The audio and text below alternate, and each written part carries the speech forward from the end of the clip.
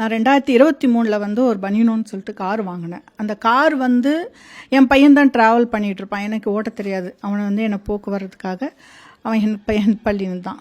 என் பையனுக்கு வந்து பாண்டியன்னு சொல்லிட்டு ஒரு நபர் வந்து பணம் கொடுக்க வேண்டியது, ஒரு 6 லட்சம் 7 லட்சம். ஸோ அவனை வந்து நான் இங்கே தரேன் அங்கே தரேன்னு சொல்லிட்டு ஏமாற்றி அவனை வந்து தஞ்சாவூருக்கு கூப்பிட்டுருக்கான். காரை எடுத்துகிட்டு வந்துரு, நான் உடனே பணத்தை கொடுத்துட்றேன் அப்படின்னு சொல்லிட்டு. சரி, நம்ம ஒரு 2 வருஷமாக அலைஞ்சிக்கிட்டு இருக்குமே அப்படின்னு சொல்லிட்டு இவனை காரை எடுத்துகிட்டு போனான். போனதுக்கு அப்புறம் அங்கே என்ன நடக்குதுன்னா, இதுமாரி பாம்பேயில் ஒரு பிஸ்னஸ் முடியுது, நான் அங்கே வாங்கி தந்துடுறேன் கண்ணன், நீங்கள் வந்து காரை வந்து நான் டிக்கெட் போட்டு கொடுக்குறேன் உங்களை அப்படின்னு சொல்லிட்டு ஃப்ளைட் டிக்கெட் போட்டுட்டு கண்ணனையும் இன்னொரு நபரையும் எங்கள் பையனையும் பாம்பேக்கு அனுப்பிச்சிட்டு இந்த காரை விட்டுட்டு போ, நான் பின்னாடியே நான் மறுநாள் வந்துடுறேன் அப்படின்னு சொல்லிட்டு, இந்த மறுநாள் என்ன ஆயிருக்குன்னா, மாதவனும் பாண்டியனும் எடுத்துகிட்டு போய் ராஜாங்கிற நபர்கிட்ட காரை வச்சு 5 லட்சத்துக்கு அவங்க எடுத்துட்டாங்க. ஸோ இவன் பாம்பேக்கு பின்னாடி இவங்க போய் கண்ணனை வந்து பைசா பிஸ்னஸ் முடியலன்னு சொல்லிட்டு அவங்கள சென்னையில் என் பையனை இட்டுன்னு வந்து விட்டுட்டு அவங்க போயிட்டாங்க.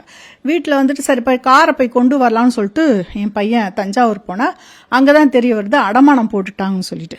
ஸோ 2023 நவம்பர் மாதம் வந்து போலீஸில் வந்து புகார் கொடுத்தா அவங்க புகார் எடுக்கிறதுக்கே 4 மாதம் ஆச்சு. அதுக்கப்புறம் நான் போய், ஏன்னா கார் என்னுடைய பேரில் இருக்கிறதுனால நான் போய் கம்ப்ளைண்ட் கொடுத்தேன். இந்த மாதிரி என்னுடைய கார் சார், அவர் வந்து ஃபைனான்ஸ் கார் எப்படி வந்து எடுப்பார், என் பேரில் இருக்கிற காரை அப்படின்னு சொல்லிட்டு கேட்டு கெஞ்சு கூத்தாடி அதுக்கப்புறம் வந்து எஃப்ஐஆர் போட்டாங்க. இந்த எஃப்ஐஆர் போடுறதுக்கு முன்னாடியே என் பையன் வந்து கார் எங்கே இருக்குது அப்படியெல்லாம் கண்டுபிடிச்சி போலீஸ்கார்ட்ட கொடுத்தோம்.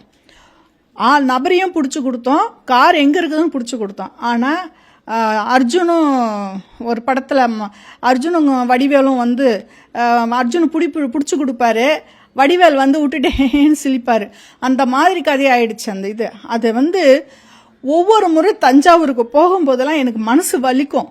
நசீர் சார் வந்து நம்பி கூட போமா, நான் பிடிச்சி கொடுத்துறேன், ஏன்னா பிடிச்சி கொடுக்குறோம். நாங்கள் அந்த ஃபைனான்ஸுக்காரோ காரை வச்சுன்னு இருக்கிறோம், பிடிச்சி கொடுக்குறோம்.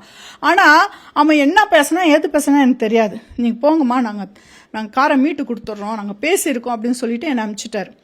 நான் வந்து மாதத்துக்கு ஒரு முறை அந்த தஞ்சாவூர் மெடிக்கல் காலேஜ் காவல் நிலையத்துக்கு போய் போய் போய் ஒரு வாரம் அங்கே ஸ்டே பண்ணி எங்கே தங்குறதுன்னு தெரியாது. சில சமயம் ரூம் எடுப்பேன், சில சமயம் ஃப்ரெண்டு வீட்டில் இருப்பேன். போய் ரொம்ப மன உளைச்சல் ஆயிடுச்சு. அது 1.5 வருஷம் கிட்ட ஆயிடுச்சு. 2வது மாதம் 2024 2வது மாதம் 23ஆம் எஃப்ஐஆர் போட்டது. இது வரைக்கும் அவங்க எந்த பதிலும் கொடுக்க மாட்டாங்க. அதுக்குள்ளே நசீர் என்ற இன்ஸ்பெக்டர் போயிட்டாரு. வேற ஒரு அம்மா வந்தாங்க, நாங்கள் பேசுகிறோம், நான் போய் பார்க்குறேன், உடனே ஆச்சா பூச்சான்னு பேசுகிறாங்க.